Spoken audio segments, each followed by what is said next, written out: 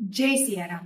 આજે પેરેન્ટિંગમાં બાળકના હૃદય સુધી પહોંચવાનું એક શોર્ટકટ લઈને આવી છું કે આપણું બાળક જ્યારે નાનું હોય ત્યારે માતા પિતા એને સમજાવવા માટે એના લેવલ સુધીની વાત કરે છે ને, બેટા મમ ખાવું છે, ભૂવા પીવું છે, હાલા કરવું છે.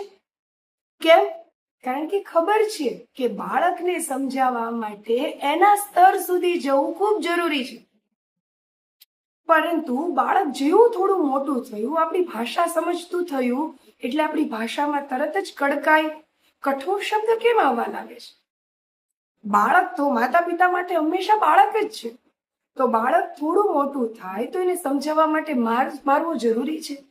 એના હૃદયને વાગે એવા શબ્દો કેવા જરૂરી છે. માતા પિતા એક જ વસ્તુ કરો કે બાળક જે ઉંમરનું છે એ ઉંમરના થઈને જરા વિચારો, એનો દ્રષ્ટિકોણ વિચારો અને પછી એની સાથે વાત કરો. જુઓ, તમારા દ્રષ્ટિકોણમાં અને બાળકના દ્રષ્ટિકોણમાં કેટલો ચેન્જ આવે છે. તો આ જડીબુટ્ટી, આ શોર્ટકટ દરેક માતા પિતા સુધી પહોંચાડો અને દરેકનું પેરેન્ટિંગ હેપી પેરેન્ટિંગ બને એવી આશા સાથે દરેકને શેર કરો.